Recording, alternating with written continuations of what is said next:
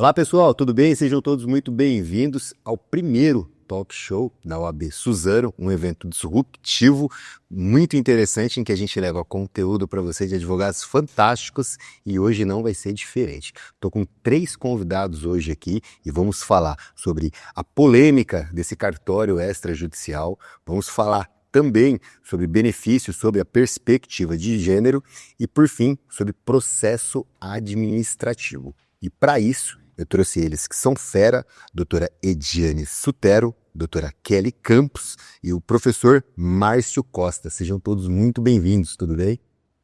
Obrigada. Obrigado. Obrigada. É uma honra tê-los conosco aqui nesse evento disruptivo. Quero antes parabenizar a diretoria da OAB Suzano, que teve a coragem aí de fazer esse evento diferente, incrível, um talk show para compartilhar com você, advogado, um pouquinho da experiência desses nossos colegas aqui. Então fiquem com a gente até o final e comentem aí como é que tem sido o evento para você. Vou começar aqui pela doutora Ediane, que vai falar para a gente sobre essa polêmica do cartório extrajudicial. Não é mais necessário, doutora Ediane, a advocacia dentro dos cartórios? Como é que está essa questão da polêmica? Olha, Danilo, recentemente divulgado, né, brocou na net, né, como dizem, essa polêmica que traz aí essa orientação de que os cartórios poderão atuar fazendo requerimento de pensão por morte e auxílio maternidade. O que eu poderia dizer para quem está nos assistindo e quem já assistiu os episódios que foram ao ar, né, em homenagem nesse dia do direito previdenciário que a OAB está produzindo. Foi dito por todas as colegas que passaram por aqui a instrumentalização do processo administrativo, a importância da documentação que é levada ao INSS no seu requerimento, para que depois o judiciário, eventualmente, se for necessário, isso seja validado e seja conseguido. Imagina só hoje, os segurados muitas vezes tentam sozinho fazer esse requerimento já ali pelo 135 do INSS ou de forma digital e muitas vezes tem diversas dificuldades, seus benefícios são indeferidos. Imagina o cartório fazendo isso, né? Uma pessoa que não detém o conhecimento previdenciário, não estudou para aquela finalidade, vai lá apertar o botão, vai fazer o requerimento, vai ser indeferido e o cidadão pode acreditar que aquilo está resolvido, que é isso, porque o cartório fez, quando não será. Então, assim, é um tema muito recente, talvez quando vá ao ar esse episódio já tenha tido alguma mudança, mas se não houver, o que eu posso dizer ao advogado que atua no previdenciário e a você que vai precisar fazer um requerimento, que faça procurando um advogado. Especialmente, faça aqui uma atenção nos casos de que nós sabemos que existem, né? As pessoas que têm, muitas vezes, são 2 relacionamentos, né? E, então, assim, não vai acontecer de forma programada e automática. E a gente sabe também daquelas pessoas que viveram em união estável uma vida inteira, sem a formalização do casamento, e que hoje já é indeferido se pedir equivocadamente, se não instrumentalizar esse processo. Então, assim, tenham muito cuidado com esse requerimento via cartório extrajudicial. Aqui vai uma crítica da nossa advocacia nesse sentido, para que a população procure um advogado especializado em previdência social para fazer esse requerimento de pensão por morte, porque a chance de ter o benefício negado é grande e depois esse processo vai subir, né, talvez quando ele nos procurar na via judicial para ajudar de forma incompleta e talvez isso impeça até mesmo a gente de conseguir esse êxito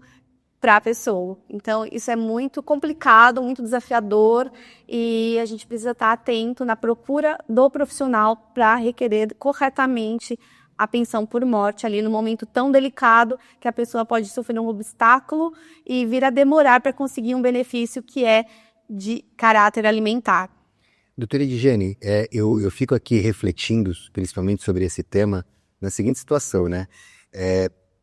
O cartório vai começar a conceder benefício agora para o segurado. Talvez apareça para os advogados como oportunidade, eu sempre tento ver no caos a possibilidade de oportunidades, né? E o que a gente pode fazer, porque não dá para a gente, em tese, mudar tanto a situação diretamente agora. Me parece que haverá muitas concessões, talvez equivocadas, e o cidadão geralmente não sabe disso. sou entusiasta do marketing digital e talvez cabe para nós aí, em termos de oportunidade, trabalhar um nível de consciência em termos de conteúdo dentro do digital para os advogados, para o cidadão, explicando que você teve um benefício concedido no cartório, será que está correto? Vale a pena conversar com um advogado, entender se o valor que você recebe está correto. Você entende que isso faz sentido? Talvez também, ainda que uma situação muito ruim, também uma oportunidade para advogados ativos, de repente, conseguirem aí mais clientes e ajudar alguns cidadãos talvez tenham aí prejuízo com essa nova sistemática? Eu compartilho, sou altruísta como você, eu acho que toda oportunidade, todo desafio, né, pode se tornar oportunidade, todo desafio pode se tornar oportunidade, sim, para os colegas fazerem atenção nessa oportunidade de dialogar, né, seja via reuniões com seus clientes, de todas as formas de comunicação, via digital, para esclarecer ao cidadão que, uma vez indeferido, não desista do seu benefício. Mas eu chamo a atenção, como eu disse inicialmente, porque muitas vezes esse requerimento não vai ser instrumentalizado da forma mais correta, isso pode também se tornar um obstáculo na via judicial. Então, assim, procura sempre o advogado e os colegas todos que estão nos assistindo também façam disso uma oportunidade de falar com o cidadão da importância de procurá-lo para requerer o benefício de pensão por morte e até mesmo essa questão do auxílio maternidade. Recentemente estava num diálogo com a doutora Kelly, aqui na nossa casa, e nós falávamos de uma recente decisão do STF do ano passado que altera a questão da carência, né, doutora Kelly? Então, muitas vezes o INSS pode indeferir também o auxílio à maternidade porque não observou a carência, sendo que a carência já é outra, né? Então, é muito sério isso. Pode se tornar uma oportunidade, mas também pode se tornar um grande obstáculo para o cidadão, para o segurado, que não procurar um profissional de sua confiança, um advogado especializado em previdência social. Legal. Eu queria saber da doutora Kelly, qual a opinião dela em relação a esse ponto, a esse tema ainda, né? Antes de até passar para um tema também muito relevante, que a doutora domina, o que você pensa dessa situação do cartório agora tá fazendo isso? Você tem alguma reflexão também para colocar aqui para gente? Tenho o mesmo olhar. Eu entendo que quanto mais pessoas que não são especializadas, maior se abre oportunidade para advogados que são qualificados. Então, eu não sou uma pessoa que desanima nesses momentos. Bom, 20 anos, a gente já passou por quantas ondas aqui, conheço o Márcio também há 20 anos, quantas ondas de agora não vai precisar mais de advogado, até a cartinha do Harry Potter, né?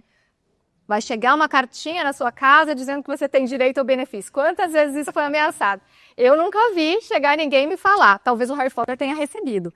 Então, eu penso que existem situações que são muito simplificadas em que pode acontecer uma boa concessão. No entanto, quando nós falamos de pensão por morte e quando nós falamos do Brasil com um número muito grande de uniões estáveis, principalmente as homoafetivas, e aí eu já puxo um pouquinho de sardinha para o meu lado, que nós temos a dificuldade de contar essa grande fofoca. Porque quando você vai contar uma união estável, você tem que trazer todos os elementos. Então eu gosto de pensar que eu estou contando uma fofoca que vai engajar, né? Então você tem que trazer ali os elementos que a pessoa que leu vai falar, realmente, aqui existe essa situação. Porque não dá para ser flat, não dá para trazer aquela coisa, aquele parágrafo, cria uma linha do tempo. O cartório vai fazer isso? Não vai. Então o pessoal traz lá foto, a não ser que a foto esteja escrito, né, 20 anos de casado, não vai acontecer daquela foto provar nada. Então como o cartório vai lidar com isso? Não vai.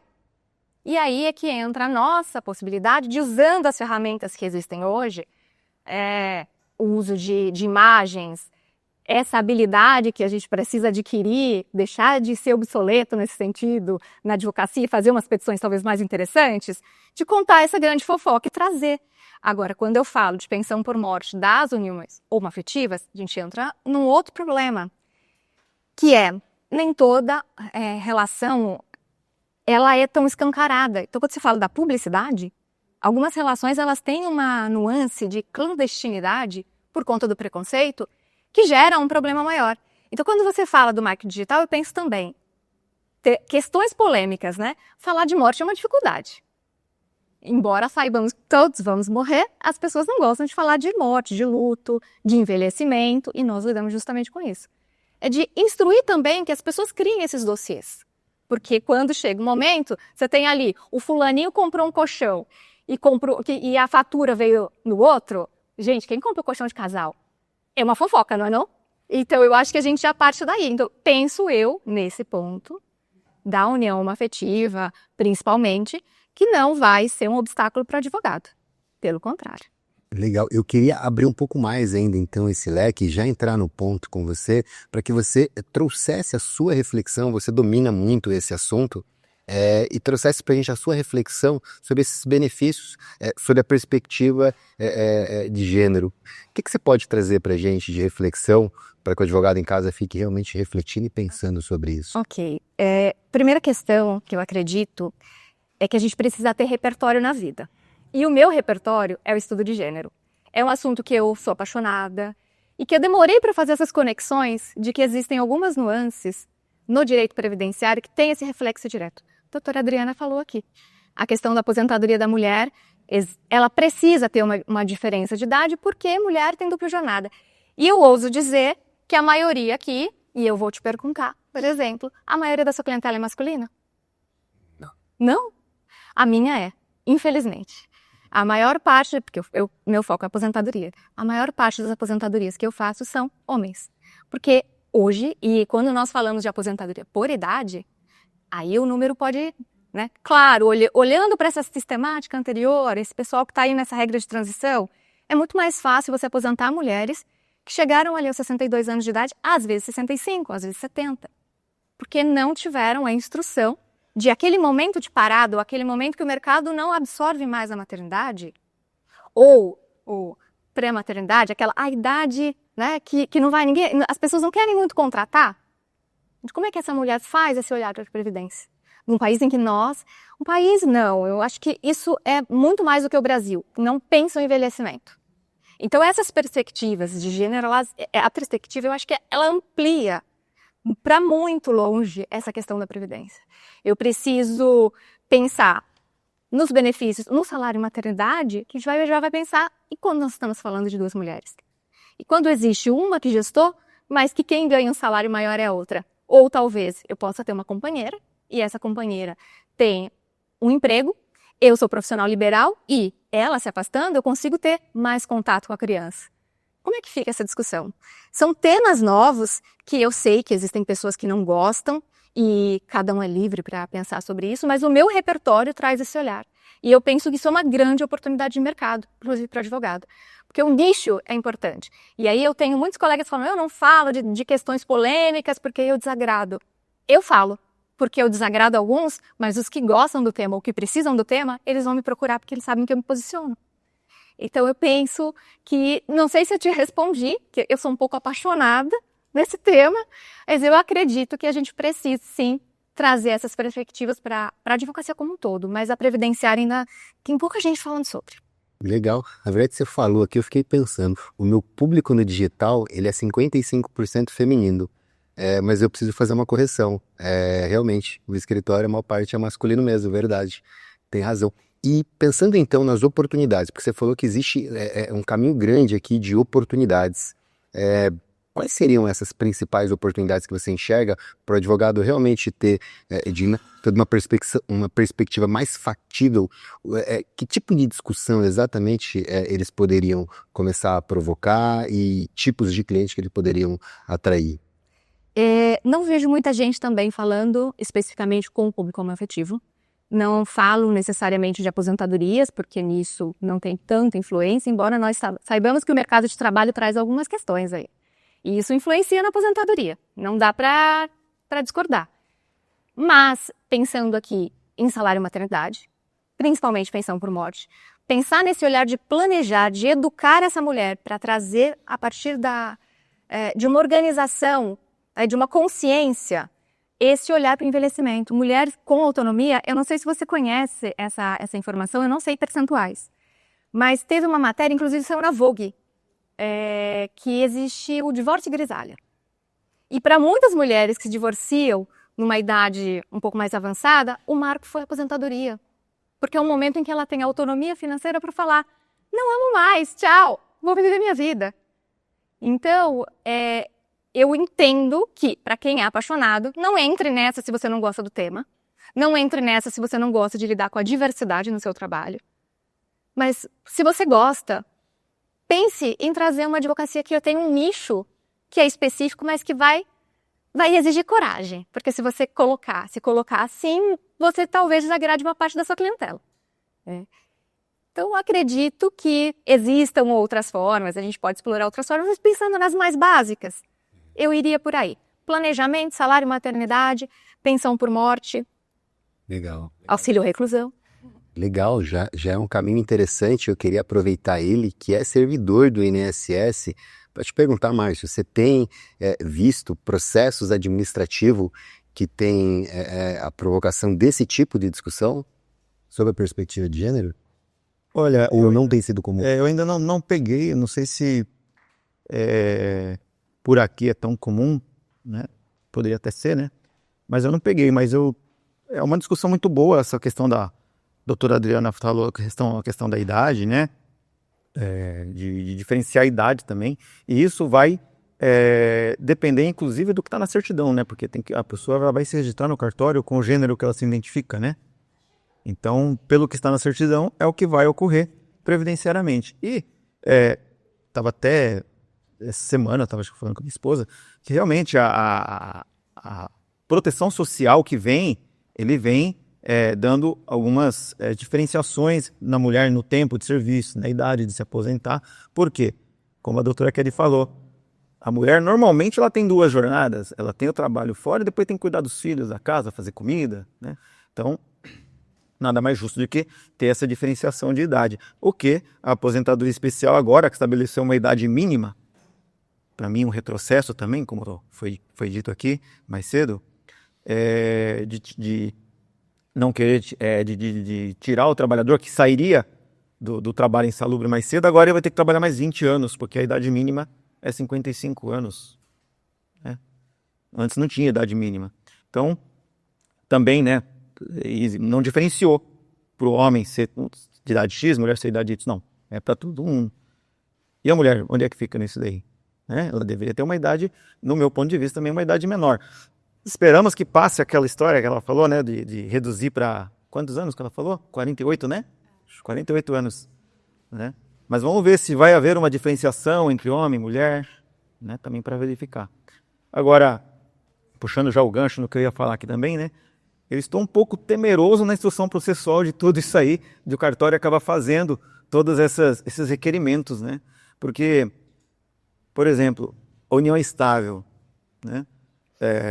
Eu vejo, na experiência que eu tenho de análise de pensão por morte, eu vi que as pessoas elas tinham dificuldades, muitas vezes, em apresentar provas para comprovar uma união estável, comprovar a dependência entre filho e mãe, por exemplo. Filho faleceu e a mãe vem pedir a pensão, ou o pai vem pedir a pensão por morte. Já é mais difícil ainda. Né? No administrativo já é difícil. Agora facilitou um pouquinho porque diminuiu o número de provas. Antes era 3, agora são só 2. E como é que o cartório vai fazer isso? Né? Como é que vai ficar a instrução processual das provas de união, das provas de dependência econômica? Isso eu tenho um pouco de medo. Né? Não sei como vai ser processualmente isso. Como é que vai ficar a oportunização de uma justificação administrativa? As testemunhas precisam fazer a oitiva? Quem vai chamar é o cartório? Ou é o INSS? Não sei, isso ainda está um pouco no que eu vi, ainda está a definir. Como muitas coisas, às vezes lançam uma normativa e depois fica lá definindo, fica definindo. É desafiador para o INSS, para o CRPS ter que decidir essas situações, né, Márcio? Imagina o cartório que não tem nenhum tipo de treinamento. Vocês têm um treinamento muito forte lá dentro? Olha, quando a gente entra, a gente tem um treinamento um pouco, como falo, teórico, né? Logicamente, a prática a gente vai acabar aprendendo a prática com o decorrer, né, com os processos, com análise processual, né? Agora, né, vamos ver, a gente vê, por exemplo, 135. 135, no meu ponto de vista, falando como professor, né, não como servidor, eu vejo que eles são um pouco deficientes lá, porque eles não têm um treinamento. Eu acho que eles não têm um treinamento, né? Porque se tivesse um treinamento, talvez o próprio protocolo do 135 seria um pouco mais rebuscado, um pouco mais refinado. Às vezes você pega o protocolo, por exemplo, a pessoa pede aposentadoria por idade, protocolaram por tempo de contribuição, ou o contrário, né? Pede uma aposentadoria por tempo de contribuição, protocolaram por idade. E para você provar que o INSS analisou errado, Não, tem 5 protocolos errados. Então, pode acontecer muito disso aí. E pode acontecer também do cartório, né, de fazer algo errado, não instruir corretamente o processo. Vamos ver o que vai acontecer, né? Que ainda até agora, né, quando a gente está gravando aqui, não tem uma normatização em relação a como vai ser esse procedimento. Então eu tenho medo de como vai ficar o processo administrativo nessa questão. E aí você vai recursar, por exemplo. Aí no recurso você apresenta um outro documento, vai virar elemento novo. Por quê? Porque quem fez o protocolo foi o cartório, né? Esse vai ser o grande problema, no meu ponto de vista, né? Serão desafios aí que os próximos capítulos dirão como será. Eu queria retomar aqui com a doutora Kelly. Eu tenho uma advogada no escritório que ela fez uma tese e talvez eu não seja fiel aqui à discussão dela. Talvez você vai conseguir complementar muito melhor essa interpretação. Ela falava dessa questão, quando a pessoa nasce, por exemplo, do sexo masculino, mas ela se registra, por exemplo, no sexo feminino. A questão da aposentadoria aí, quando instituída, talvez foi pensando muito mais na questão do sexo, não do gênero em si, né? Quer dizer, aqui talvez eu erre nas nomenclaturas e peço até perdão, não tenho tanta habilidade nesse ponto. Como é que você enxerga essa questão, doutora Kelly? Não tenho resposta, Aqui, mas eu te explico por quê. É muito complicado você imaginar que eu vou usar como base de qual momento, porque existem algumas teorias que são assim. Então, biologicamente, nasceu homem, por exemplo. E aí, ao longo da vida, ou muito cedo, ou mais tarde, se identifica como mulher. Como é que eu vou usar como marco uma documentação do momento em que aquilo se formaliza no Estado? Existem muitos obstáculos para isso. Embora agora o STF, sim, o STF desde 2018, salvo engano, permite que se faça o registro em cartório sem uma patologização. Então não existe mais a necessidade de apresentar um documento médico que diga que essa pessoa é doente, que por isso... Não é necessário porque não é uma doença. É uma questão de reconhecimento, né, de identidade. Então, existem algumas divergências aí com pessoas criando teses que eu penso que na prática nós vamos ter um problema. Isso, qual vai ser esse marco? Porque tem gente que traz uma ideia de conversão. Então nós temos os fatores para a conversão da aposentadoria PCD, por exemplo. Você tem o fator da especial. E aí você vai usar um fator para falar de homem para mulher e de mulher para homem? Primeiro que já é uma forma de tratar a questão, penso eu, um tanto discriminatória. Mas, como é que eu vou usar esse marco?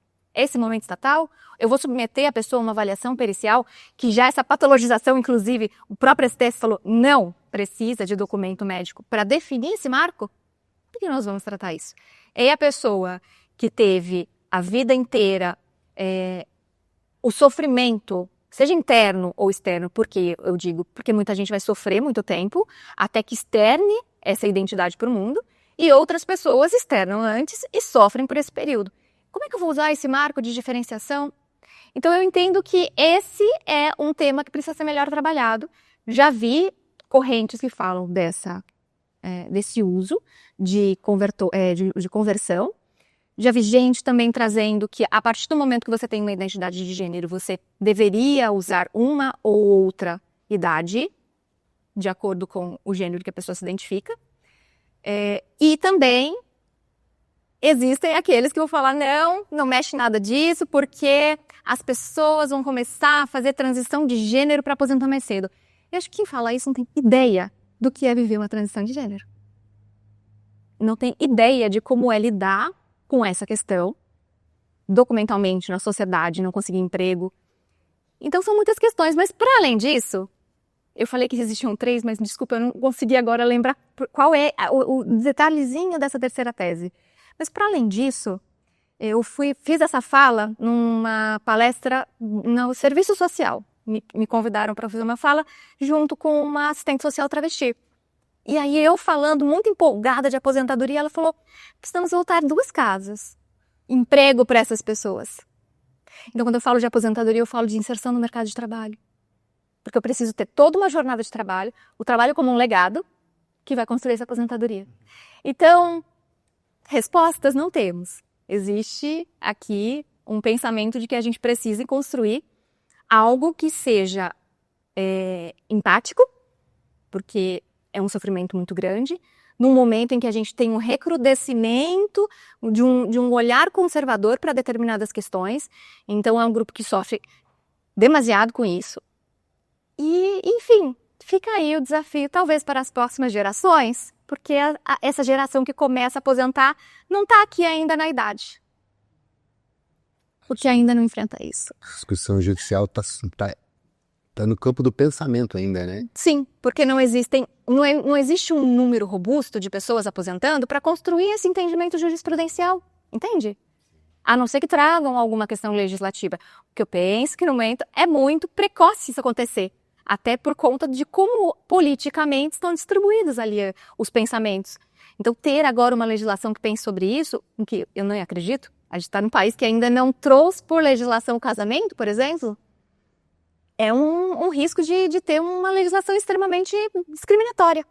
Sem dúvidas. Me recordo de uma entrevista que eu dei na Alesp, na Assembleia Legislativa de São Paulo, que era sobre o mercado de trabalho para pessoas transgênero. E o que você falou, teve uma travesti que ela também foi entrevistada lá comigo, e ela falava exatamente sobre isso. Ela contava a história dela e a dificuldade dessa inserção no mercado de trabalho. É extremamente relevante isso que você está trazendo. Primeiro é o ser.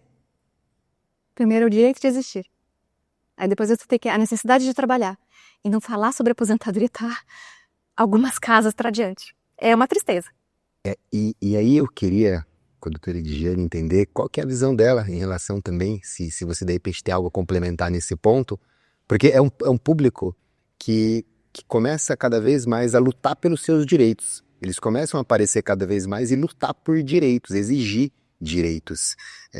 E é o advogado, geralmente, quem vai brigar por essas pessoas. Você percebe aí uma grande oportunidade, doutora Edigiane, realmente, para o advogado. Já percebeu, ó, é uma discussão que vai acontecer, é um público que começa a realmente exigir direitos, é uma oportunidade para os advogados trabalharem? Eu acho que, sem dúvida, é uma grande oportunidade. A doutora Kelly trouxe uma reflexão aqui de estudo para nós que militamos nessa área previdenciária. Confesso que não é uma área que eu estudo, né, mas que vou passar a estudar, né, e eu acho que nós, enquanto instituição, devemos levar projetos nesse sentido para a OAB, para que isso chegue, né, em Brasília e não onde tem que chegar, seja no estado, seja em Brasília, porque realmente pensar no ser, né, doutora Kelly, e nos desafios que são enfrentados, há que se pensar que tem que ter uma regra especial para eles nesse sentido, né, para esse grupo, e o que não está nada definido ainda, justamente porque ainda não chegamos no ponto da aposentadoria, e eu acho que ela trouxe também essa questão disso por quê? Porque muitas pessoas viviam relacionamentos clandestinamente por conta de todo um conservadorismo que existe, né, na sociedade. Então, até mesmo, né, nós iniciamos falando da questão da pensão por morte, que desafio, né, para esse grupo viveu e vive ainda, né, em se tratando de pensão por morte. Agora, em se tratando de oportunidade para a advocacia, ela falou sobre o planejamento previdenciário. E aí eu queria trazer também aqui essa abordagem do planejamento para todos os grupos. É uma oportunidade para a advocacia, né? Nos outros episódios a gente viu nossos colegas também falando da dificuldade de cobrança de honorários, né? Que na maioria das vezes é a de êxito. E o planejamento previdenciário, ele traz essa oportunidade para a advocacia da cobrança no contrato, né? Ali na hora que está sendo contratado, para entregar ali a provisão e as possibilidades de aposentadoria. Então, acho que a advocacia também tem que estudar e tem que estar atenta para fazer o planejamento para todos os grupos, né? Trazendo a reflexão para todos, para o homem, para a mulher, em todos os gêneros, né?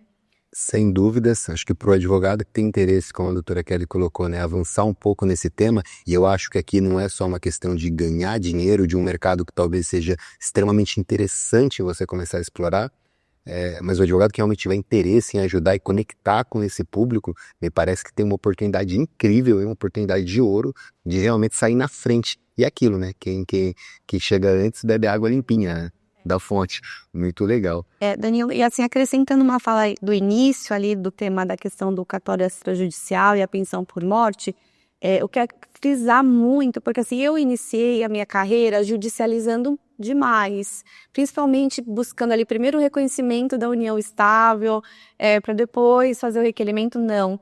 Se você instrumentaliza o seu processo com a produção de prova, com a fofoca, né, peticionando, né, doutora Kelly, indicando ali documentos, nós temos obtido muito êxito na pensão por morte no administrativo, instrumentalizando corretamente. Então, muita gente sofrendo aí anos no judiciário, às vezes porque não procurou ali um profissional especializado que fizesse corretamente esse requerimento, né, com toda a documentação.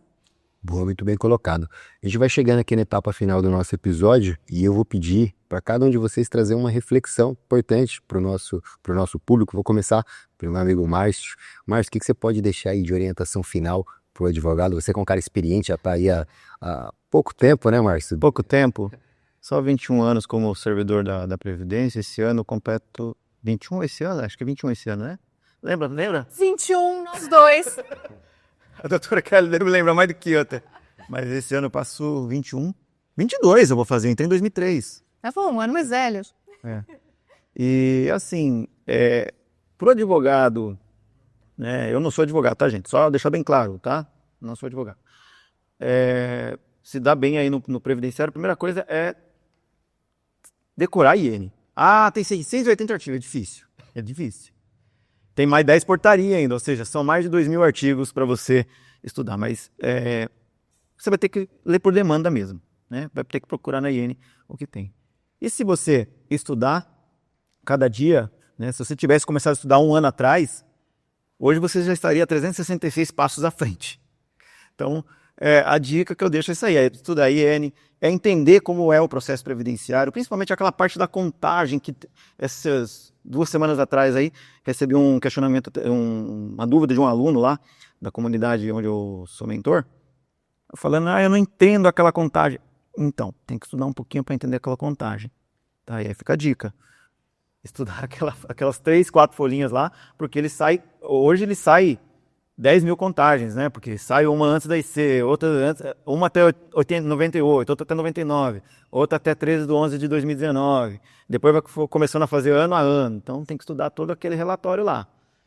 Tem que aprender a ler aquele relatório. Então, e aí você vai verificar o que entrou, o que não entrou, para você poder ver onde você precisa atuar. E outra coisa também, né? Antes de tudo, é ver o CNIS, é conhecer o CNIS, conhecer os indicadores para ver o que você precisa tratar ali, né, previamente ou até durante o processo, porque você precisa antecipar a documentação conforme o que está ali no CNIS. Se o CNIS tem algum indicador que precisa ser tratado, você já precisa apresentar aquela documentação, antecipar a exigência. Você não vai ter que esperar vir a exigência, agora eu vou apresentar. Ocorre, às vezes, se o servidor emitir a exigência, aí ele vai correr atrás, dá 30 dias a exigência, vai lá, manifesta no processo, peço dilação do prazo. Aí o servidor dilata mais 30 dias, quando chega lá, no último dia lá, não conseguiu a documentação, o servidor não pode prorrogar mais, não vai mais prorrogar, entendeu? Então, se você já tiver a documentação antes, para se antecipar tudo isso que pode ocorrer no processo, lendo o CNIS, primeira coisa, lendo o CNIS, você vai conseguir ter um pouquinho mais de eficácia no seu processo, antecipando as exigências e mais êxito previdenciário, ok? Muito bom, muito bom. Antes de também pedir para a doutora Kelly trazer aqui as reflexões dela, queria apenas lembrar que esse episódio está sendo patrocinado por alguns advogados incríveis aí. Para quem não sabe, a OAB, o trabalho que é feito na OAB aqui, os recursos eles geralmente são limitados e é a advocacia que muitas vezes se coloca à frente aqui para criar eventos como esse. Então os nossos patrocinadores vão passar na tela aí, o Xandão vai colocar, então queria agradecer cada um deles por proporcionar esse evento para você, advogado que está aí do outro lado. Queria pedir para a doutora Kelly trazer aí as suas reflexões finais para o advogado. Tá, eu penso aqui, deixa eu voltar para o repertório. Todo mundo tem uma paixão, ou tem algum interesse, ou tem vários. E não é como se o previdenciário proporcionasse um super tempo livre, né? Porque quantas portarias você tem que ler mais essa semana, né? Mas, olhe para fora. É muito triste quando você só tem o assunto do direito, e aí você deixa de enxergar outras áreas. Alguém aqui já teve contato com advogado? Eu já tive contato com os advogados que falam assim, isso aqui até o pijama dele deve ser um terno. Porque só sabe falar de direito, só sabe olhar para direito, acredita que a linguagem precisa ser muito rebuscada e que isso indica autoridade. ou até levanta a voz quando o cliente levanta a voz para falar quem fala mais alto que sou eu, porque eu sou detentor do conhecimento. Então, tenha a humildade de conhecer outras coisas, porque elas vão te ensinar muito. Então, assim, tem um interesse, design, pode ter certeza que você vai aplicar no seu dia a dia. Eu tenho interesse em cinema, alguma coisa vai surgir. Então, olhe para fora, amplie os seus estudos ou as suas curiosidades. Eu sou uma pessoa extremamente curiosa, então eu acabo olhando para muitas coisas e de repente eu vejo alguma coisa que fala, talvez traga para cá. O gênero entra nessa questão como uma paixão, que embora, como eu disse, o meu escritório seja hoje de clientela majoritariamente masculina e eu estou buscando fazer uma alteração desse meu público, ele veio de um espaço em que eu palestrava muito sobre gênero, mas eu nunca fiz associação com o direito previdenciário. Então eu palestrava no bairro, eu palestrava para médico, eu palestrava na faculdade, todo mundo me chamava para falar de gênero, até que um dia eu pensei, por que eu não estou trazendo esse repertório para o direito previdenciário? Então, pense um pouquinho para além do direito, respire um pouquinho para além do direito e não use pijama que parece um terno, por favor. Muito bom, muito bom. Eu tenho, quando eu faço algumas palestras, né, 2 slides. Um eu mostro a pessoa de frente de um labirinto, e quando você olha o labirinto de frente, você fala, cara, onde que é a saída? E quando você faz um voo panorâmico, você olha de cima, você consegue ver o cenário muito maior. É isso que você está dizendo, né? Abrir um pouquinho os horizontes, talvez existem grandes oportunidades. Muito legal, muito legal. Doutora Edjane, o que você pode deixar aí de mensagem final para o nosso público? Olha, eu vou reiterar, né, a importância de procurar um advogado especializado em se tratando de previdência social. E eu vou dizer aos colegas também que não atuam, que procurem parcerias especializadas para atuar junto com você, né, para não deixar o cliente ir embora sem ser atendido, direcionado ao direito que lhe assiste. E pode ser uma oportunidade também de aumentar o seu rendimento no escritório, fazendo boas parcerias, isso é permitido eticamente pela OAB.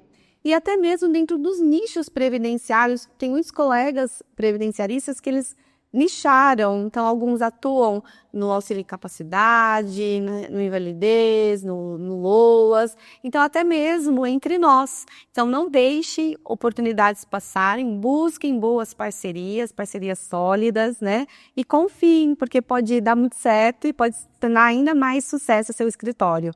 É verdade, não tem limites para essa parceria. Essa semana um rapaz me ligou e falou, pô, vamos fazer uma parceria e tal. Pô, achei bem legal fazer uma parceria também na área previdenciária. E conversei outro dia com uma advogada que ela faz parceria com contadores, né, da área trabalhista. Então, acho que é isso, né? A parceria ela pode ser uma oportunidade incrível aí de você atrair rapidamente novos clientes e alavancar os resultados do seu escritório. Muito legal. Queria agradecer, então, cada um de vocês. Primeiro, começar pela doutora Edjane. Muito, muito obrigado. Primeiro, porque você é a vice-presidente aqui, né, da OAB e promoveu, ajudou junto com a doutora Maria Xavier, criou esse evento, fez acontecer. Parabéns para vocês, é um evento disruptivo, lindo, tá levando muito conteúdo para a advocacia. Muito obrigado, doutora, muito obrigado e muito obrigado por compartilhar aqui a sua reflexão sobre temas tão importantes. Eu quero agradecer em nome da diretoria a sua participação conosco, que de imediato aceitou esse sonho, era um sonho, agora é um projeto, né, que saiu do sonho. E muito obrigada a você, ao Xandão, a todos os patrocinadores que já foram citados, a Comissão de Direito Previdenciário, que no recesso carinhosamente trabalhou nessa intenção de proporcionar conhecimento para a advocacia suzanense e agora, quiçá, para o mundo. Olha aí que legal, verdade. Enquanto a galera estava de férias lá, vocês estavam trabalhando para fazer isso acontecer gratuitamente para o público que está em casa aí. Poxa, muito bom, muito bom. Doutora Kelly, queria te agradecer muito também por compartilhar muito conteúdo, a sua experiência aqui e trouxe uma reflexão interessante. Muito provavelmente algum advogado, às vezes a gente não tem noção, mas muito provavelmente um advogado do outro lado lá falou, caramba, que legal. Olha, eu não tinha pensado nisso. E a gente não tem noção como a gente consegue tocar as pessoas. Muito obrigado. Obrigada pela oportunidade. É muito gostoso também dividir um espaço com colegas. O colega aqui que eu tenho algumas décadas de, né? Cada um de um lado do balcão, mas é isso, é um prazer. Muito obrigada. E agradecer ele, que é um parceiro da advocacia. Você rompe aquela ideia, Márcio, de que o servidor do INSS está afastado da advocacia. Pelo contrário, você é um cara ativo e que ajuda a desenvolver muito os advogados. Cara, obrigado e obrigado por compartilhar mais uma vez aqui conteúdo com a advocacia. Eu que agradeço o convite, agradecer também a comissão aqui de direito da OAB, doutora Edjane, doutora Maria, que estão aqui, por essa oportunidade também de estar aqui presente nesse podcast ao vivo. Ao vivo, né? Ao vivo gravado. Então, com plateia hoje, né, vamos dizer. Show de bola. Agradecer meu parceiro Xandão, que está sempre comigo aqui, fazendo um trabalho incrível. Cada um de vocês que estão com a gente aqui, compartilhando aí essa tarde incrível e aprendendo um pouco. Também você de casa, comenta aí como é que foi para você o episódio e pratica a gratidão. Vamos agradecer essa galera que compartilhou muito conteúdo e promoveu esse evento incrível. Muito obrigado.